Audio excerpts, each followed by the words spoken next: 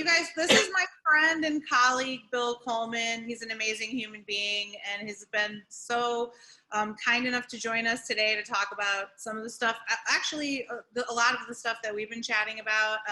Just for a little context, you know, Bill, and I was telling you a little bit about this on email, but for years, the independent radio format has been kind of talking about ways to make our airwaves more inclusive. And, you know, we've had this conversation on panels and at conferences, and we've talked a lot about it on this call in the context of like what we can do to make sure Black voices and community of color are represented kind of like at every level. So we, you know, have talked a lot about diversifying our playlists and exposing folks to new artists, and, you know, looking at and looking for new partners, looking at our staff, and just thinking about ways to build connections in places where they don't yet exist. But in having these conversations with like our peers and stations and programmers, we've also had conversations about people feeling confined or conflicted in some capacity about what they can say or do or play or promote in this world in the context of their current audiences. So it felt like a good time to kind of circle back on this conversation as we're all kind of moving forward on this in our respective worlds. And we're all really working hard to create space and opportunity for all different types of artists and music within those worlds. So this is, it felt like really a great time to talk to Bill, as something that he's done throughout his entire career, basically. I mean, I don't know. I feel like you were in a really unique position because you've had so much experience in the music industry and so many different facets of the music industry. And, you know, I want to also just mention, like, we know this is a slow, continuous process. So we want to start the discussion, you know, just by talking about the importance of starting this conversation and this process, and keep pushing, and how important it is to kind of keep pushing little by little, to keep building, in order to kind of normalize, create a new normal, to, you know, create introductions. So Bill, I sent around your bio and resume already and gave folks a little bit of background on who you are, but why don't you give us a little, like, you know, give folks the 411. The Reader's Digest version. Yeah. Well, I appreciate you and Cosign having me here. I'm not a sociologist, a psychologist, or a history major on American history. I'm just a person who's been in the music business for a long time, and Jessica and I have good conversations. So I think that's why I'm here. That's for sure. The Reader's Digest version is, I have been in the music business officially since 1987. I was an editor and dance music editor and singles review editor at Billboard magazine from 87 to 90. I discovered a group named Delight, who you may know, with a song called Groove is in the Heart. And I left my job as an editor and columnist at Billboard to manage them, and also manage a dance music artist by the name of Alternate, who I still manage.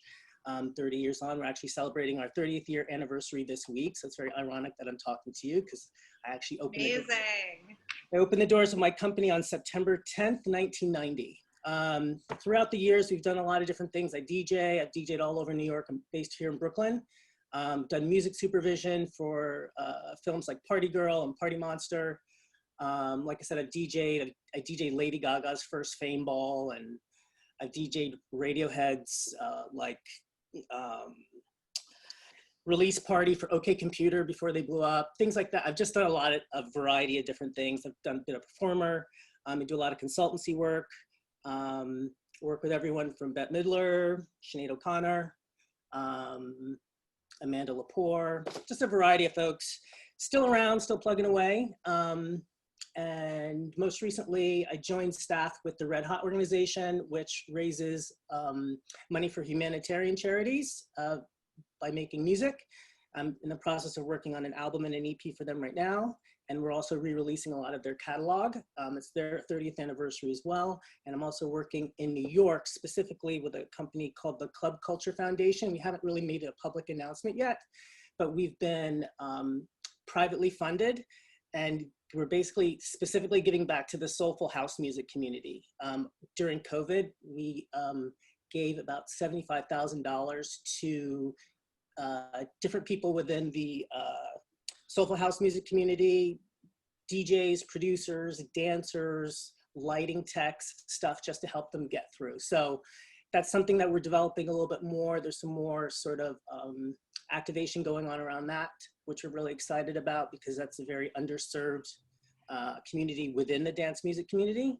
So I'm just excited to be kind of doing that in addition to kind of my usual management and consultancy work and, you know, navigating the year, blah, blah, blah. There's more, but you know, you got the bio. So that's, I think that gives a little bit of a idea what's going on. And you know, when you and I started talking, I actually reached out to Bill. We were talking, I was like, okay, how do we get you involved in this in our conversation? And it was funny when I think when we were talking, just kind of catching up and you know, I was like, what have you been like, what's been happening? What have you been working on? And it just felt like synergy in the sense that like, we're talking about activism and you were talking about some of like the fact that you were involved in kind of some of the aspects of the Black Lives Matter movement. And I think we got into some weird tangent about like sundown towns and just talking about the way that different people experience music in all these different regions and all these different markets. And yeah, when we were talking about the importance of the way people experience music and kind of bringing new audiences and new music to different cities or whatever, to different, like as far as radio stuff, you seem to like really be excited and passionate about that. So I wanted to kind of circle back as someone who's had the opportunity to tell these stories in so many different places. Like, how did you, like, why was it important to kind of introduce all these different aspects? Like when you started your biz, what was the kind of main, was that a defining theme then, or is it something that's kind of like, yes, you know, I mean, I was looking through your discography and it felt like that. So I think the context in the way that you thought about starting things is important here. Yeah, it's definitely been on purpose. I mean, I'm from the suburbs of New York, so, you know, I always knew I wanted to be in the music business. So I interned at an album rock radio station when I was in college. I interned at Island Records when I was in college. So I've always been just personally kind of open to all different types of music.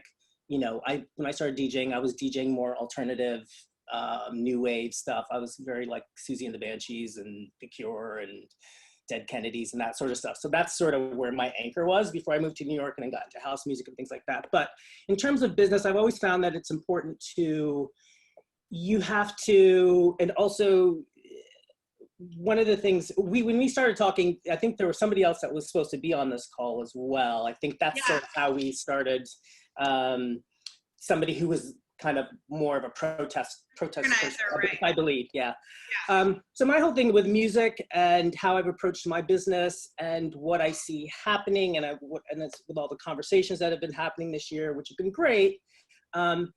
I find that it's really important to find out where you stand personally on things. And then if you run a business, how can you impact change? And it might be incremental. It doesn't, you know, everything isn't always broad stroke. So I've always found that, like, whether it's hiring folks, whether it's choosing different folks to intern, whether it's supporting different artists, I mean, that's where it's always been very helpful for me, because I've been able to, particularly here in New York, there's so many talented folks, I've been able to kind of, you know, if I'm working with Delight, we were able to kind of go back and grab our friends and bring them along, as opposed to having the record label dictate to us who we should use in terms of production or background singers or whatever.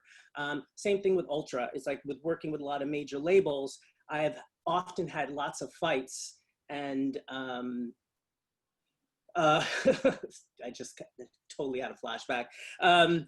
About kind of just really sticking to your guns and pulling people forward. And it's not always something that everyone recognizes or notices. People are very, particularly in the music business, I've found, you know, like comfort is very en masse. Folks want things that are comfortable. They don't want to have to do things that challenge the norm or challenge, you know, kind of what the, you know, with the folks that are kind of doling out the money are saying. And that's where it's like, as a manager and as a consultant, it's my job to kind of like, hold on a second. No, we need to work with this photographer. We need to work with this brand new producer. It's like working with Ultranate now for 30 years. We had one of our hugest successes by collaborating with a producer that was completely not road tested. It was just somebody we'd been working with and writing with, and we insisted that we work with this team because we really loved what they were doing. We also thought that they were the future of kind of dance music at that time. Lo and behold, we were correct in the sense that, you know, Ultra had her biggest hit working with them, but it was also a fight, and you have to be willing to kind of challenge the norms and challenge kind of like what people expect, because the unknown can be, I don't know, scary, like particularly when you're talking about music business and people parting with their coins if you're, you know, if they're funding projects and things of that nature. So just in general, just for my company, I've always kind of looked at things as like, you know, how can I support this artist? How can I help bring this voice to the front? I managed for 11 years an artist named Caswell, who's a white gay rapper. Met him, I was definitely kind of part of the electro clash movement here in New York with Larry T and lots of those kids, Peaches and Avenue D. Everybody used to come here to Brooklyn, and so I met him during that time period. But like 12 years ago, you know, a white gay rapper now is not so, oh my God, so crazy. But like 11, 12 years ago, someone trying to do that sort of music in that space was novel. So to be able to kind of recognize somebody's talent and say, hey, I'm willing to help you, and kind of like see where we can find spaces for you until it clicks. I mean, that's a choice, and sometimes it doesn't click immediately. You really have to be committed. It's like, you know, Caswell has done well. We don't work together anymore over the last couple of years, but like he ended up having a huge record with a song called Ice Cream Truck about 6 years into us working together, which became sort of this crazy viral, you know, millions and millions and millions of plays and all sorts of things. But it's having that belief that like somebody has a voice that's worth supporting. It's you know, that's when you kind of have to kind of like go against the grain. Folks were telling me like, this is not a project you should really support right now. It's not going to generate you any money. And sometimes it's not about money. So in terms of like what you guys do, you know, it's like being able to have access to, one, the variety of music that is sent to you all the time. You have the unique opportunity to lift up people's voices. Now, we also know that, like, you know, record companies have priorities. Some folks have more marketing and promotion budgets than others, but that's where you guys can really be like, yep, I know we have to play this, but I also have room to play this, and I can support this, and I can support this for long periods of time. Or, you know, that's where I've always loved radio, and I've always loved kind of the idea of like the curation of like programming, and just like you can turn people on. Like when I was an intern at the Album Rock radio station, it's like, you know, I was a huge Kate Bush fan, and Running Up the Hill, I think, came out around the time I was interning, and it wasn't doing well on Album Rock radio, but I kept pushing. I was like, you guys need to know this song. You need to know it. So, you know, it's like one of those things where you just have to kind of like, sometimes you have to stick your head out. So I feel like I'm talking too long, so I'm gonna stop talking.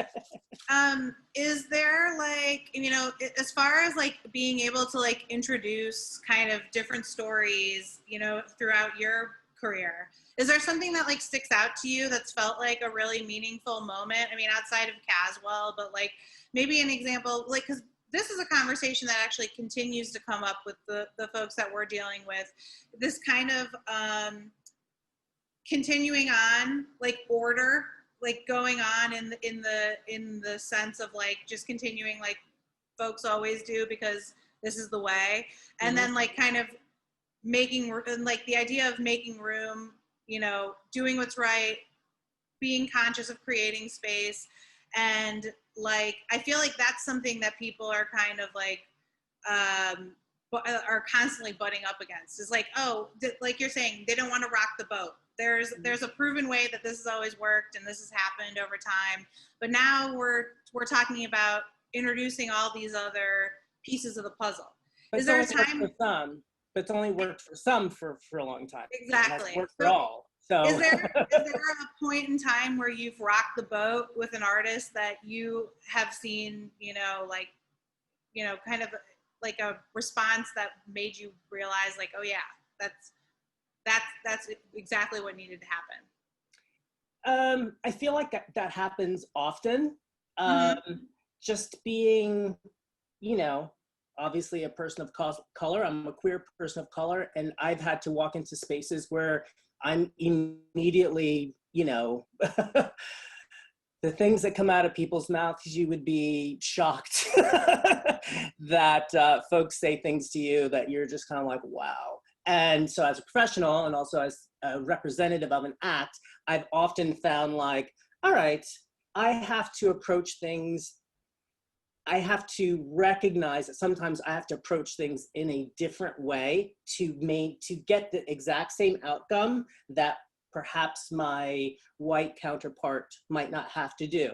I've had to do that with tour budgets. I've had to, I've walked in with the head of RCA. I used to manage the Brooklyn Funk Essentials, so I know you guys have worked with. I managed them for many years, and I went into the head of the company, and we were doing a tour with Spearhead at the time, and handed in our tour budget. It's our first album, Cool, Steady, and Easy. And I was basically told by the head of the company, I don't trust your numbers. I'm going to get one of my friends, who's also a manager, to check your work.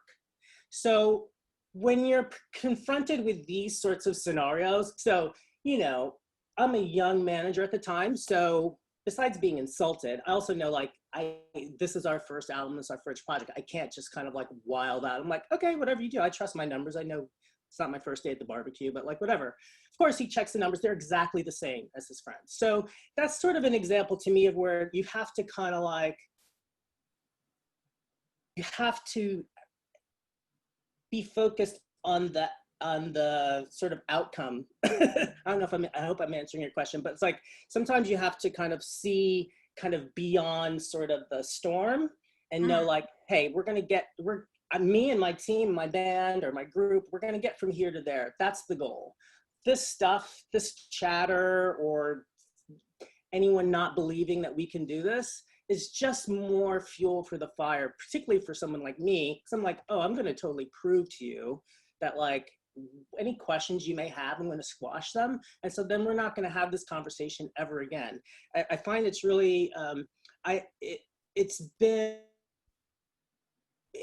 being able to believe in certain bands and see that, maybe certain people at labels or radio stations aren't really, they're kind of wishy-washy with them, but then whether they go out and they kick ass like on tour or whether like there's that one song that sort of clicks, even like, my friend does market. I mean, we've worked with Lady Gaga since she first started. It's like, my friend is doing marketing, set up parties for her and schlepping her around the city at different parties. I mean, she would literally jump on stage anywhere with her two dancers and perform. And so to see something like that kind of like progress, kind of like, you know what? I was right to help back my friend who was working with this new sort of quirky artist who had some good tunes. It sort of solidifies like, okay, that was a good horse to bet on. And it was also a good horse to bet on that had a really great message of inclusivity, of just kind of like be yourself, of, and it's whether you like her music or don't like her music, she's pretty consistent about making sure that everybody feels like they can be part of the party. So that was, to me, that was sort of a good thing for our company to be a part of, even tangentially in terms of just kind of helping do some marketing, or we did some remixes and just, like I said, I've DJ'd and co-produced her first event. So things like that were really, they're satisfying to look back on and just kind of like, oh, she's a superstar now. That was a good call, So I think it's sometimes about going with your gut, and sometimes it's totally about going against, what everyone is telling you. If you feel that what you're doing is sort of the right thing in terms of like, this artist deserves my support, or they're really making amazing music, or you know, really good messaging surrounding what it is that they're doing. Because, you know, the record companies, there's a difference between, you know, if just for example, and with no shade to either one of these artists, if you take someone like a Dua Lipa, who I like, and Liana La Havas, who I like, they're both on Warner Brothers. But if you look at how both of these albums have been marketed this year, you can tell which one is getting more money. More advertising, more remixes, more videos. It's obvious.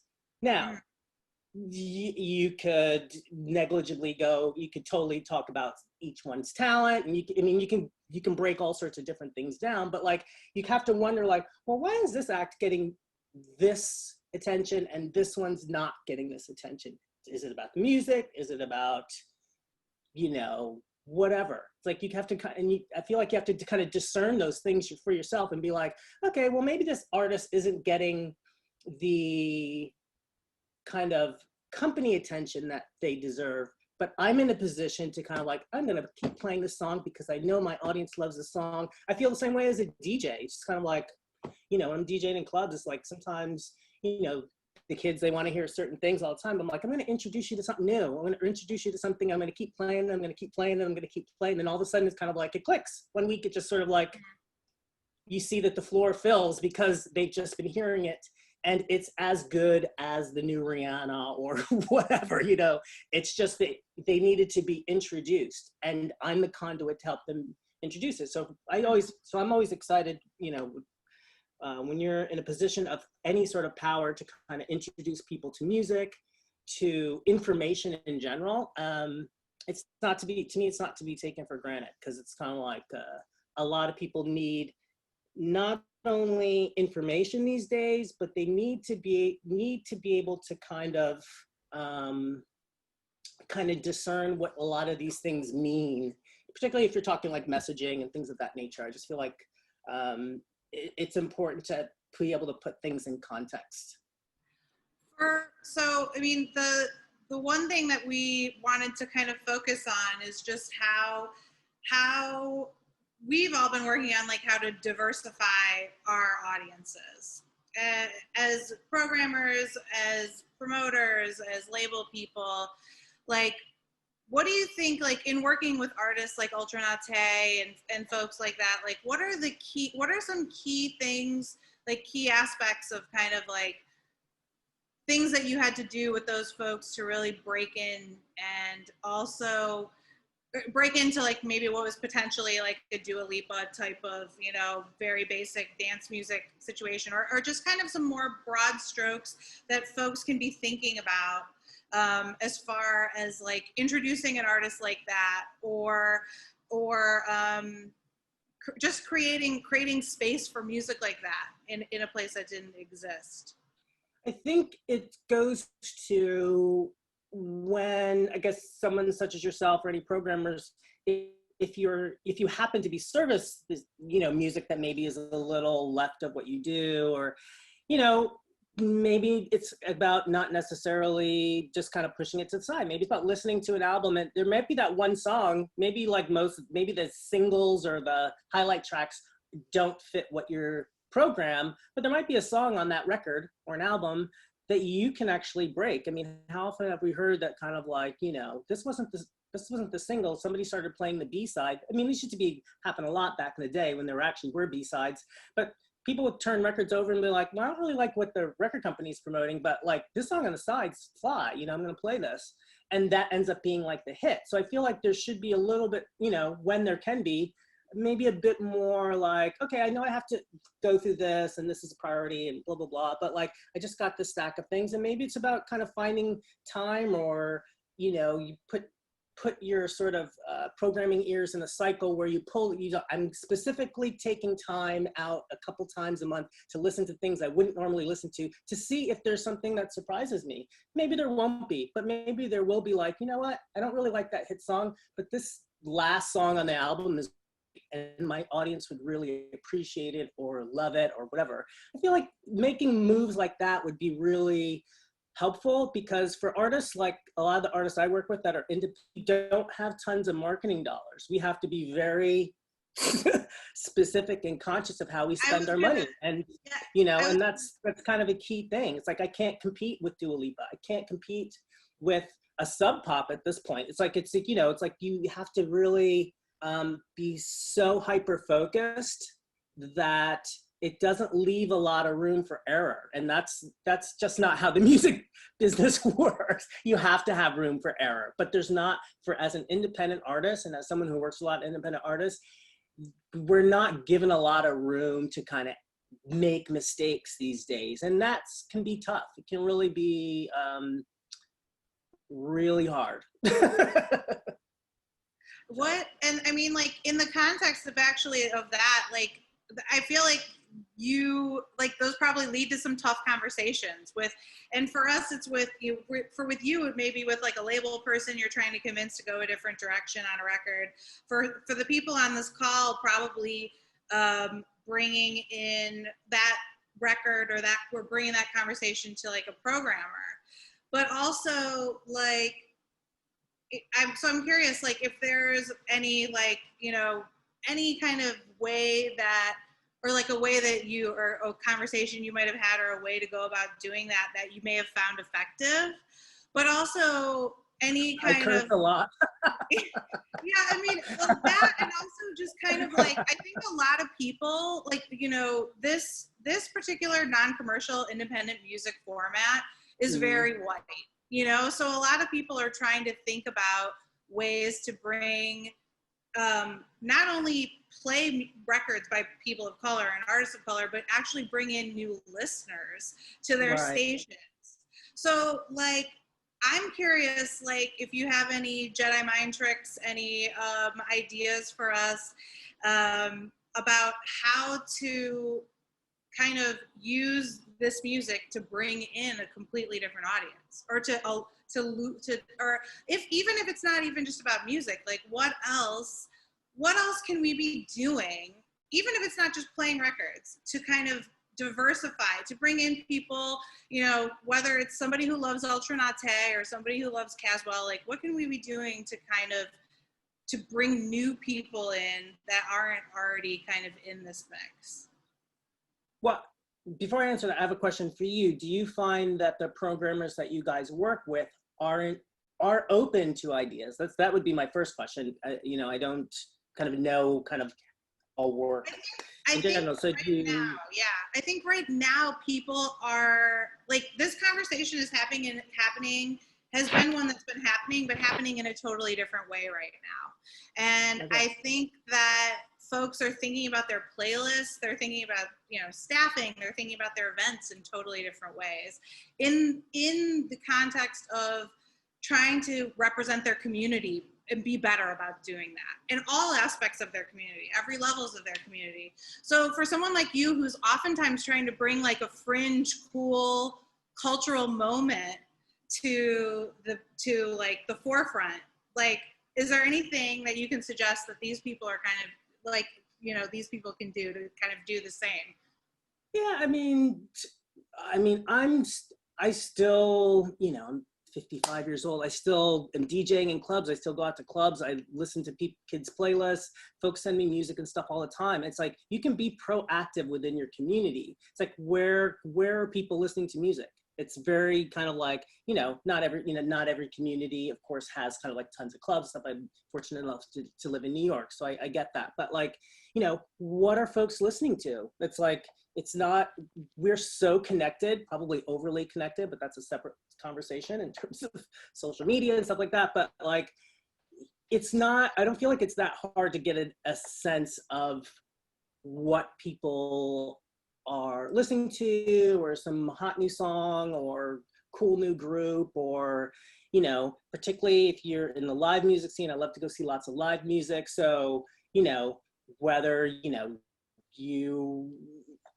who's coming to town and who's showing up at these venues. It's, you know, is it, you know, whether it's a Big Thief or a Deer Hunter or a Liana Lahavas or Benjamin Booker or whatever, it's like, are there 5 people showing up? Are there people showing up? Are there like 1,000 people showing up at this venue to see a band, but you're not playing their music? Like, there's some kind of immediate connects that you can do there, I think. also just kind of like who DJs in your town in terms of clubs. You know, it's like I love, you know, I like to hear what folks are feeling and playing. It's like I'm fortunate enough to, you know, before obviously COVID, I had residencies in a couple different places.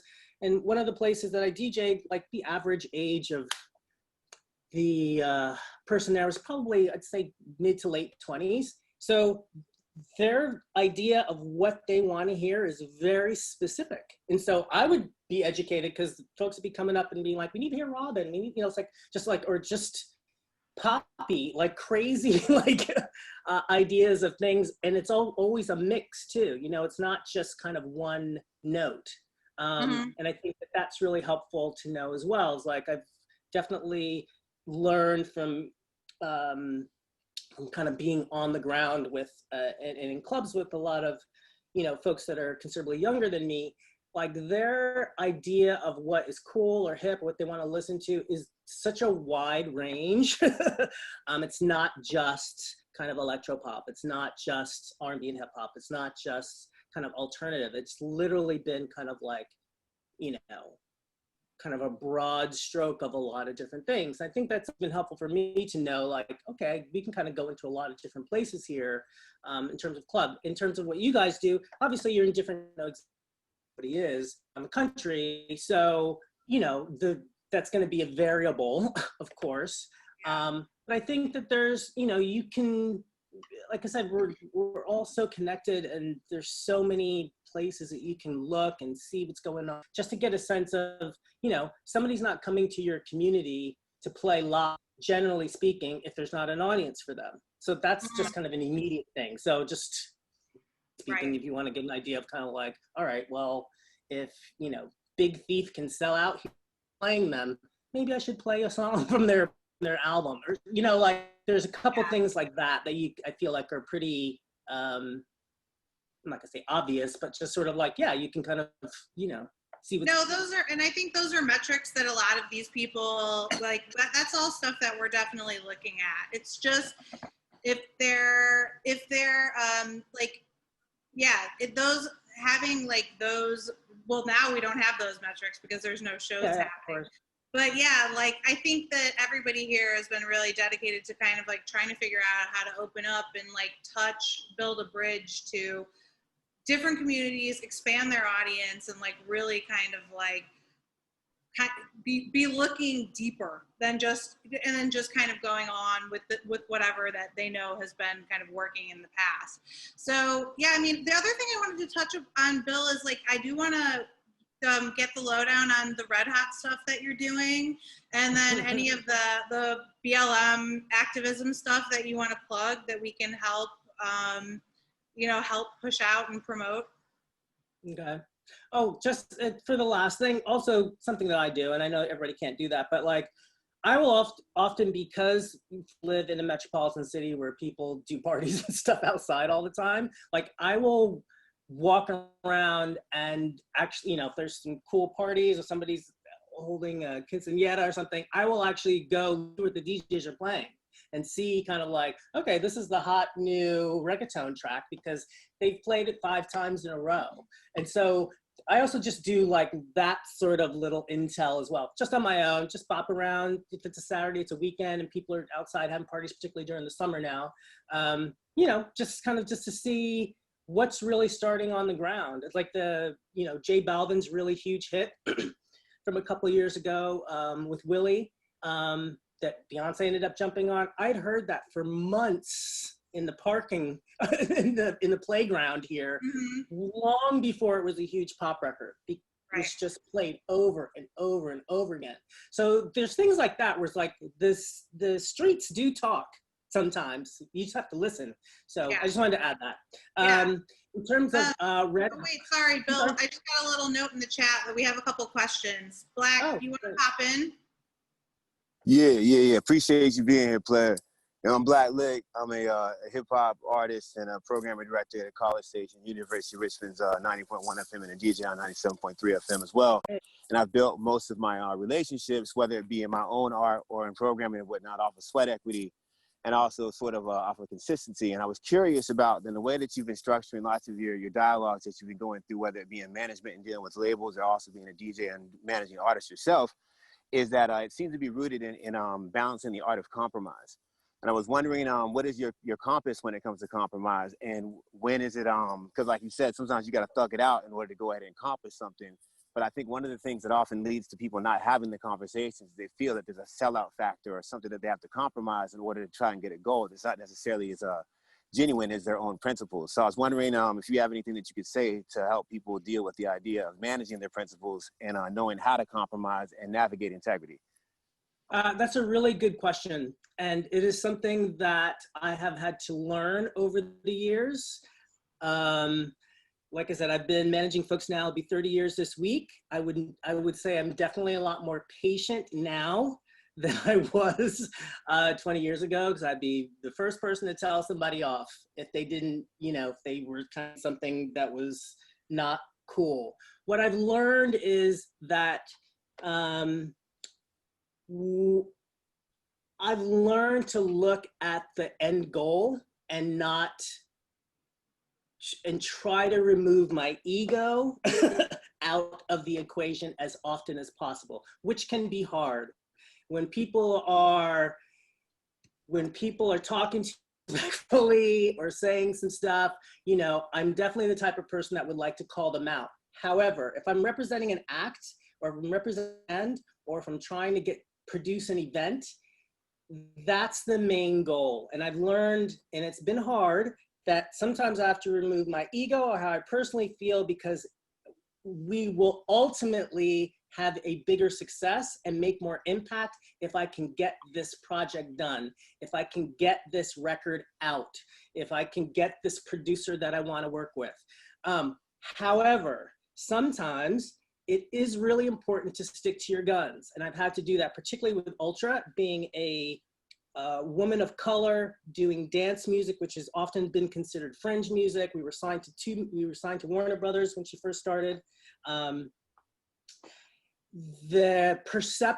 It's important to understand that the perceptions of the people in power are not always going to match up to yours. So how you navigate that will ultimately determine if you're receiving funds from them, if you're receiving any sort of services from them. You have to understand how they perceive your project, and then you can navigate the system better. And so to me, it's like I can go into a whole thing about the art of war, but it's pretty much the same process. It's kind of like, all right, I need to understand how you view me. How do you view my artist? I also know that, some of my comrades that don't look like me get certain things. In how do I navigate this space and make sure that I'm able to get what my artist needs at that time? I've definitely fought for things that I knew I was not going to bend on, whether it's like, this is the song that we're putting out because we really believe in it, whether or not our A&R person did or not, or this is a brand new photographer that we really want to work with because he's doing some super fly stuff, even though you haven't heard of him, but like he's about to do Lauryn Hill, he's about to do Maxwell, and we want to work with him now. And like, having to have those sorts of fights in order to get that sort of money, you have to be willing to kind of have people not like you. So, I've definitely gone down that road. However, at the end of the day, when everyone's collecting their gold plaques, and they all want to take, the thing to understand is that they will all want to take credit. They will all want to be, shaking your hand when the success happens. So knowing when to compromise is a very wise thing, but also sometimes you do have to kind of like stick it out and be like, this is the best thing. This is the thing, and it's not a decision centered around my ego or me trying to prove you wrong or anything like that. It's kind of like, this is the best thing for my act, or this is the best thing for the business. This is the best thing for our party, etc. So, finding that balance. But it's like really, navigating spaces where how you may be perceived or how your project may be perceived is an art form in and of itself. I hope that helps answer your question a little bit. Yes? Solid answer, bro. Solid Okay, answer good. for sure. Cool. Any other questions before we wrap up and give Bill a chance to plug his stuff that's going on? And we can also, Bill is always very generous. I'm sure I could bother him if anybody thinks of anything else that like pops into the brain. But Bill, tell us about the activism stuff you've been working on, and tell us about the Red Hot stuff. Right. Just so, and let's. Yeah, I would also just say, just based on sort of the overall arc of what you're talking about, and I think you and I talked about this as well, it's like, I know that there's a lot of conversations going on right now about race and all sorts of, you know, oppression, et cetera, so on and so forth. The thing that I try to tell my friends is that people don't know what they don't know. So I may be completely informed about stuff and can pull from all these different things. My friend might not be. So sometimes it's important to, as much as we want everyone to just get it, that's not gonna happen. So I think it's important for all of us during this time to have patience with one another. That doesn't mean that folks don't get called out if they're doing the wrong thing, but I just wanted to kind of just put that out there. It's like, I feel like there's a lot of talking. There's not always a lot of listening. And I think in terms of how we are all operating, particularly in music and the arts, we have a obligation to not only be good listeners, but also really be like conduits for really strong, important info. I think it's really, it means a lot to me. So, so I appreciate what you guys do, and I appreciate that you're even having these sorts of conversations, because not enough people are. But I also just wanted to kind of say, you know, like, this is all a process for everyone. And I hope, and I really hope that it's not just sort of a stopgap, and that like 6 months from now, we're on to the kind of whatever the next newsreel is. So it's like, in order to kind of implement change, you have to understand what the problems are, and then change happens incrementally, you know, and remember that we're all standing on other people's shoulders. So whenever I get dismayed, I just remember, you know, I think about lots of folks who aren't here, who fought for us to be able to even have this conversation and have this platform. So that's what I just wanted to say. And then with Red Hot, like I said, they're celebrating their 30th year anniversary. Some of you may or may not remember some of their seminal projects like Red Hot and Blue. They've done tributes to Fela. They've worked with everybody from Childish Gambino and The Roots and David Byrne, Nana Cherry. So we just did a new distribution deal. We're, as of, I think, the beginning of October, we're gonna start kind of reissuing some of their classic albums, which is really exciting, getting remastered and sending some stuff out. And we're working on a couple new EPs and projects. I think the first, fingers crossed, EP should be out in December, and then a new album should be out in February. And working with a bunch of different people. I don't want to necessarily say who yet, but there's a really exciting single that I'm about to finish up that I'm really, really can't wait to get out for the album.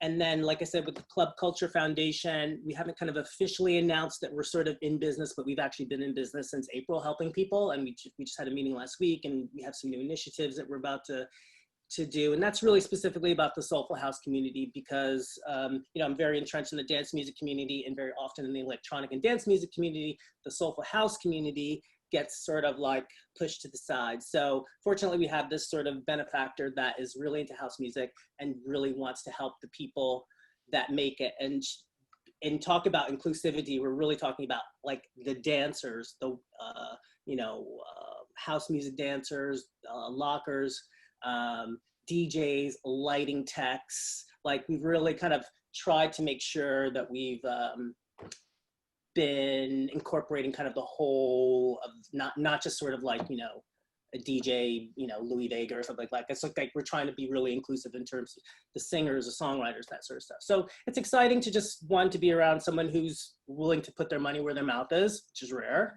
And and to be very specific about the people that they want to help. So that's really fun. And then like with Red Hot, like I'm just excited to be part of a team that's been doing raising money for charities for years.